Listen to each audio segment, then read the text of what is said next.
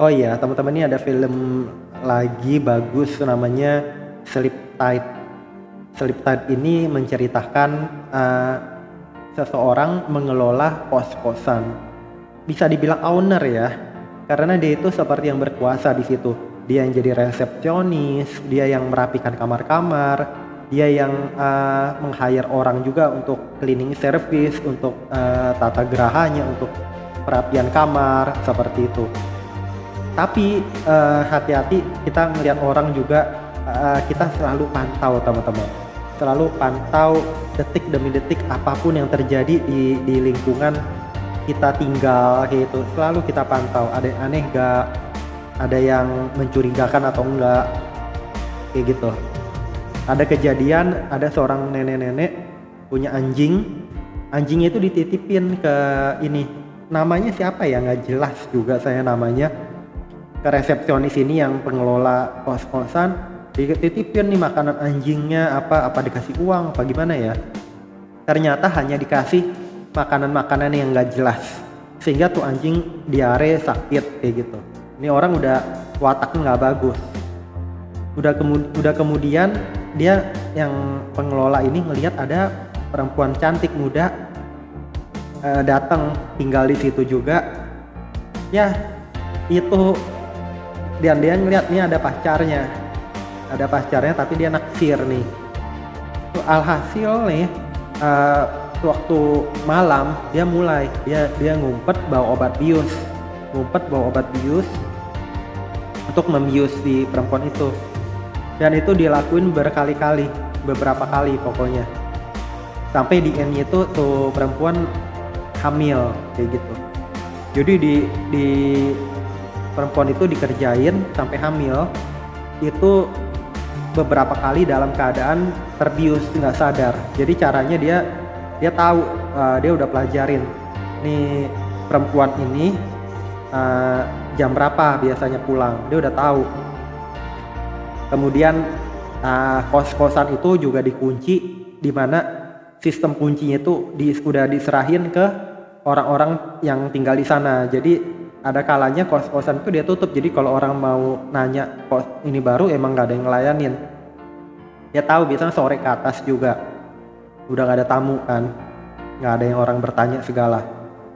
Ya udah, dia tungguin di bawah tempat tidurnya tinggi gitu, bisa lah ya kayak gitu. Jadi dia bisa ngumpet. Jadi teman-teman kalau ada tempat tidur yang tinggi tuh, teman-teman cek aja di bawah tuh ada apa-apa, tahu ada binatang, ada apa kan kita tahu di awal. Udah, dan dia keadaan gelap, dia tahu nih, dia ini sering gelapin kamar kayak gitu. Udah, suatu waktu dia ngumpet, dia tahu itu udah tidur, dia lama nunggu, dia bawa obat bius, malam dia bius, dan dia bius itu berapa kali. Waktu dia tertidur dia bius itu perempuan berkali-kali, dan dia tidurin tuh perempuan. Akhirnya tuh perempuan hamil kan, tapi tuh perempuan tuh belum tahu dia tuh hamil. Sampai suatu waktu dia sama pacarnya itu main juga kayak gitu. Nah, pacarnya itu yang jadi tertuduh, karena kamu saya hamil kayak gitu kan, karena kamu saya jadi pregnant. Nah, dan dia jadi yang tertuduh. Tapi sewaktu-waktu ada aja yang tertinggal. Waktu dia ada pacarnya datang, kan terlalu jedak-jeduk di atas nih tempat tidur. Itu dia ada ngumpetin obat biusnya, nggak tahu kenapa terjatuh dan kena ke mukanya dia.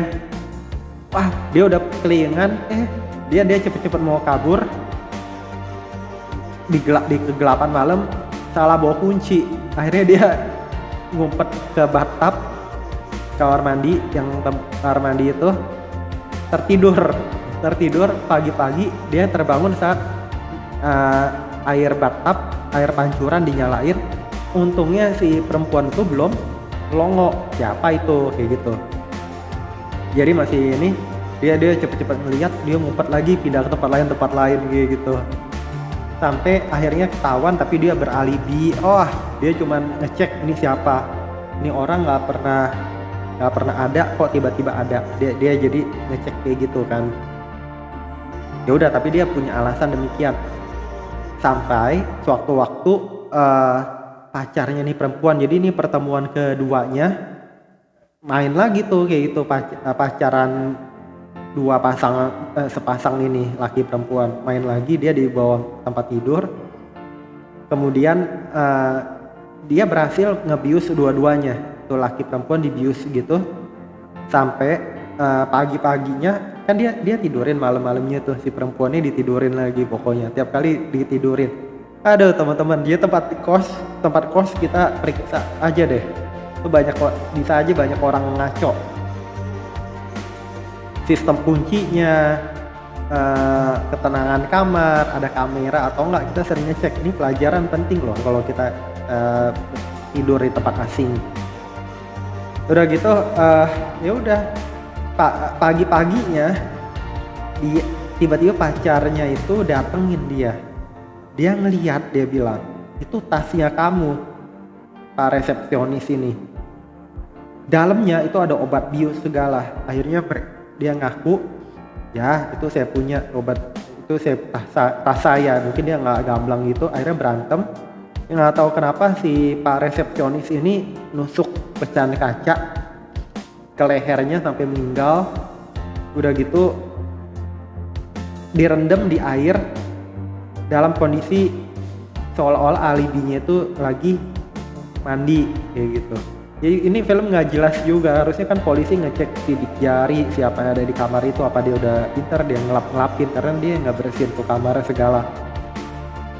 Dan alasannya itu dia bunuh diri karena dia kan paling dibunuh, tapi dia bilang mungkin dia bunuh diri karena dia bilang ke polisi mungkin karena polisi juga mungkin berpikir begitu karena dia ngehamilin pacarnya itu dan dia tidak berani bertanggung jawab gitu. Pacar ini sedih, pergi sama ibunya, dan akhirnya melahirkan anak. Nggak terbiasa aborsi kali di sono. Dia sayang banget sama anaknya itu, tapi sewaktu-waktu sebelumnya dia ada ngirim surat pun. Si resepsionis ini setelah diselidikin polisi, dilaporin tuh perempuan, dibilang itu adalah cleaning service itu. Jadi dia pakai ngumpetin nomornya, itu nomor baru bukan terdaftar atas nama dia, diumpetin ke tasnya cleaning service yang kerja di situ, itu pun ditangkap. Jadi ceritanya begitu, jadi terlalu kasar mainnya. Ya udah kayak gitu teman-teman. Akhirnya udah lama berjalan waktu, udah anaknya lahir segala, udah pergi jauh, dia tulis surat, dia nyatain bahwa itu adalah anaknya dia yang menghamili dia. Akhirnya dilihat-lihat, mukanya benar, itu mukanya si resepsionis itu. Nangis, cuman dia udah sayang anaknya. Ya udah akhirnya bapak juga nggak dilaporin, ceritanya kayak gitu teman-teman. Jadi ya kita selalu berhati-hati aja kalau di tempat asing yang kita belum kenal, dan kalau bisa kembali lagi, kita kalau mau berhubungan sama orang pasangan menjadi suami istri, jangan yang rasanya tuh feel-nya tuh hanya jangka pendek, cari yang untuk jangka panjang. Kalau belum bisa cari jangka panjang ya sabar-sabar aja lah, gimana caranya. Jangan yang terasa cuman ini deh nggak enak banget, mungkin ketemu orang yang nggak enak, sering nyakitin, itu kan jangka pendek tandanya, jangan, mendingan. Tapi kalau rasanya damai, enak, bisa jangka panjang, suka seumur hidup, jalanin. Jadi apapun masalah yang terjadi aman, lebih aman kayak gitu teman-teman. Nggak ada masalah, bukan nggak ada masalah, lebih bisa ya udah nggak apa-apa kayak gitu dibanding sering ribut kayak gitu teman-teman. Semoga bermanfaat. Jangan lupa subscribe, like, share, komen. Sampai jumpa di video-video saya berikutnya. Bye bye teman-teman.